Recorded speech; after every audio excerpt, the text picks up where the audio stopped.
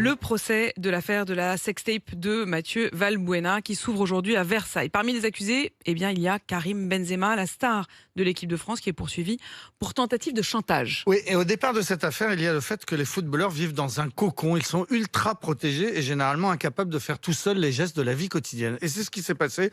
Mathieu Valbuena ne dérogeait pas à cette règle. À l'été 2014, il achète un nouveau téléphone portable et il le confie aussitôt à un certain Axel Angot, un Marseillais qui fait ce qu'on appelle de la conciergerie pour footballeurs.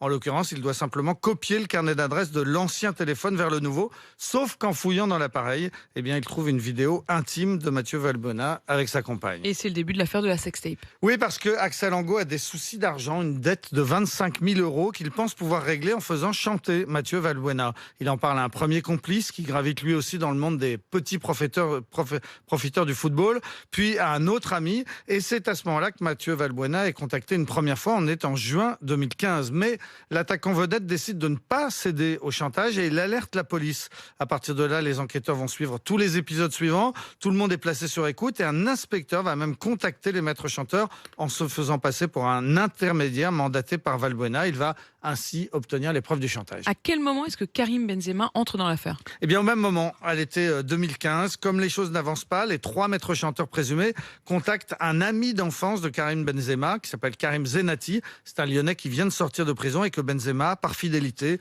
a embauché dans sa société. Et Zenati promet que son ami Benzema va parler à Valbuena. Et de fait, le 6 octobre suivant, les 2 footballeurs se parlent dans une chambre de Clairefontaine où ils préparent un match France-Arménie. Benzema alerte Valbuena en lui disant « Attention, c'est des gros voyous ».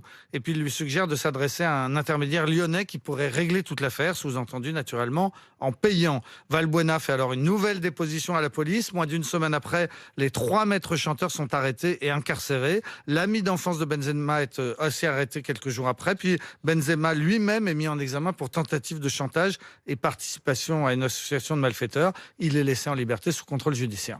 On ne sait pas finalement si Benzema assistera à son procès devant le tribunal correctionnel à Versailles. Non, procès qui commence tout à l'heure à 9h30. On sait en revanche que Benzema était hier soir en Ukraine jusqu'à minuit. Il a même marqué contre le Shakhtar Donetsk. Mais d'après l'équipe, il n'a pas l'intention de venir aujourd'hui en région parisienne à Versailles. Donc ce qui est assez risqué pour lui, les juges en général n'apprécient pas qu'un prévenu ne se présente pas à un procès pénal. Déjà, en apprenant son renvoi, il avait qualifié la procédure de mascarade. Ce que l'on connaît en revanche, c'est sa ligne de défense. Ses avocats vont faire valoir qu'il a juste voulu alerter Valbuena de la menace qui pesait sur lui, pas de le faire chanter.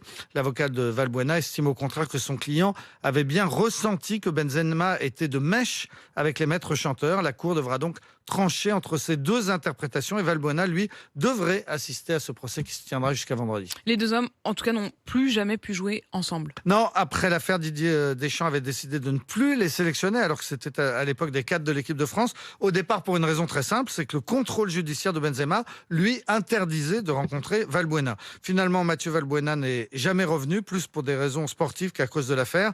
Benzema, lui, est resté 6 ans sans être sélectionné, finalement rappelé par Didier Deschamps en mai dernier. La Fédération française de foot n'a pas voulu dire jusqu'à présent comment elle réagirait à une éventuelle condamnation de Benzema.